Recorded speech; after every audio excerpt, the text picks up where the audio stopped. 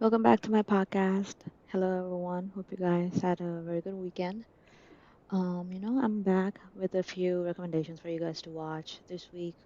I'm only recommending the stuff I've actually watched and would like for you guys to watch. There's a bunch of new movies and stuff I haven't had a chance to watch yet because I couldn't find the time and I could not list them here, but I will be watching them soon and letting you know. Like, for example, I have to watch the movie called The Killer by David Fincher on Netflix, and I have to watch another movie on Hulu called Quiz Lady. And I heard both these movies are good, but I'm not gonna list them as part of these episodes because I have not watched them yet. So I'm only gonna recommend the ones I've actually fully watched and would like for you guys to watch because I've enjoyed that experience. Okay, so the first thing I would like to recommend to you guys, it is a limited series on Netflix called All the Light We Cannot See. This is set in World War II and it is a drama, period drama. And this is in this TV show, a blind French girl and a young German soldier, they cross paths during World War II. And I believe it's based on a novel, but the show itself, it's 4 episodes long. Each episode is about an hour, a little less than an hour. But this show is absolutely beautiful to watch. Um, the main characters played by Lewis Hoffman, Aria Maria Laberty, Mark Ruffalo, and Hugh Laurie. They were amazing in the show, especially the main character played by Aria. I believe she's a new actress found for this show, and I believe she is blind in real life. Um, and she plays a blind character, and she was absolutely phenomenal in this TV show, in my opinion, and everyone's acting is absolutely brilliant. And it is directed by Sean Levy, who you might have heard also directed movies like Free Guy, uh, by starring Ryan Reynolds.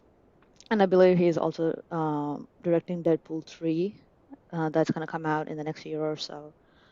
So, you could expect some good direction in this TV show, and you could. It is brilliantly shot.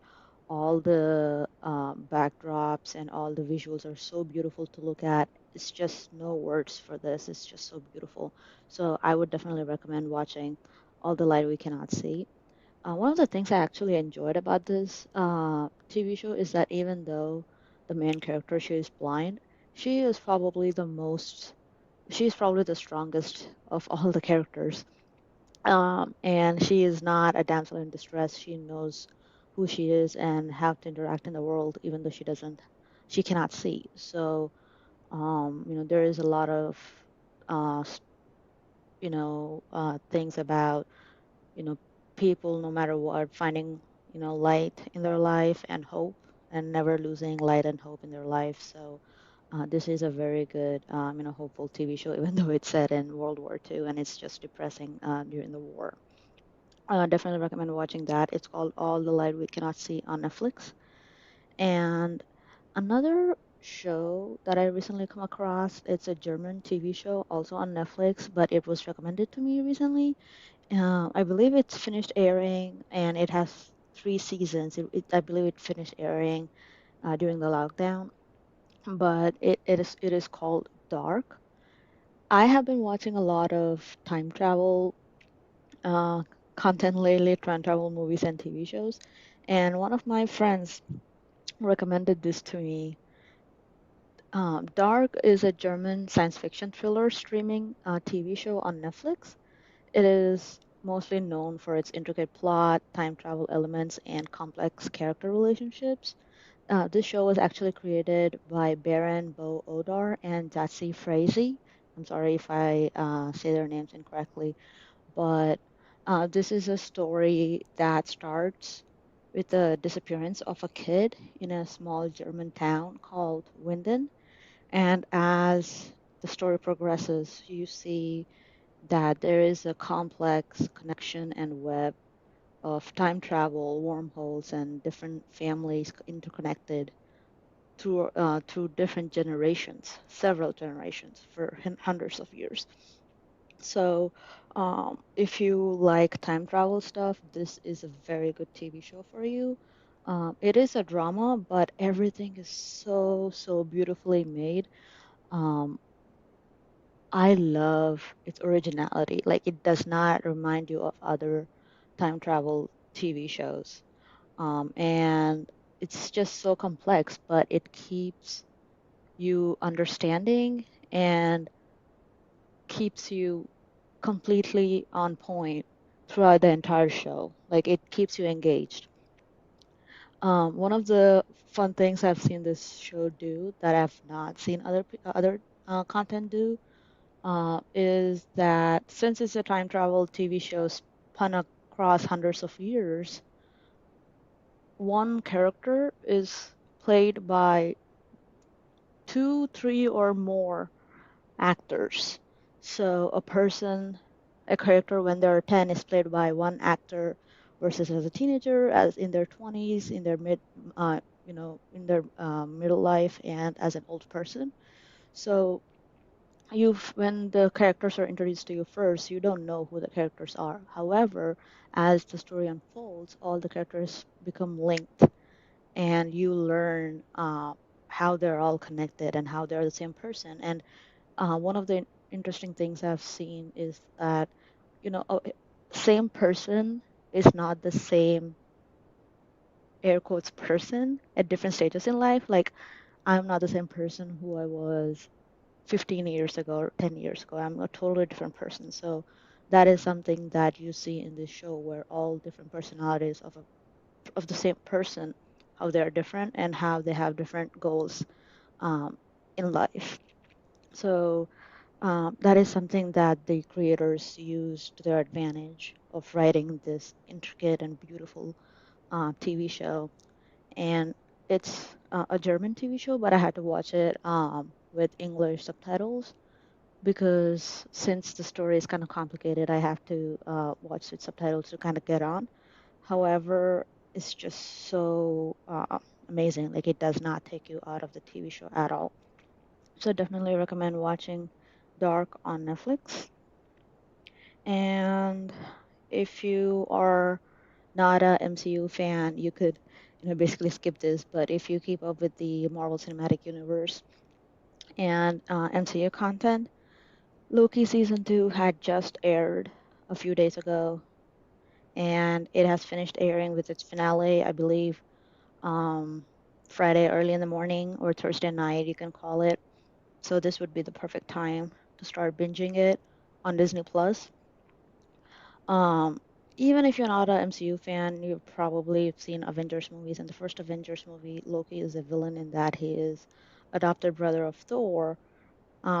And in this TV show, they uh, kind of expand on that character and puts them on the forefront of the multiverse and how he works to protect it, basically. And if you've not seen season 2 yet, I believe I've seen the whole season 2, and I believe season 2 is much better than season 1. I would say in terms of the story because you know what is going on and you know how different characters you get to know them already and you love all everything that's going on screen for season 2. Plus, season 2 improves greatly upon season 1. Like, season 1 is already beautiful and critically acclaimed, but I definitely prefer season 2.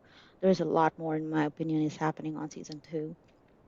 And like I said, it's perfect for binging. However, the reason I'm talking about this is the finale. Oh my God.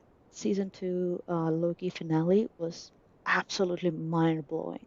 Like, you have not seen of an ending for an prop MCU TV show or a movie like this in the recent years.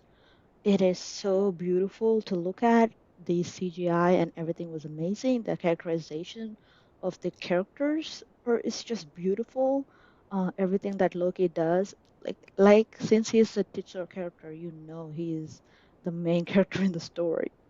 So, through the ending, he is amazing in season two. His acting is Tom Hiddleston, who plays Loki. His acting is absolutely brilliant, but especially in season two finale, this episode is absolutely gorgeous to look at, and story-wise, it's brilliant. And this is what MCU used to be. This feeling is what they used to get from audience every time they release a movie or TV show.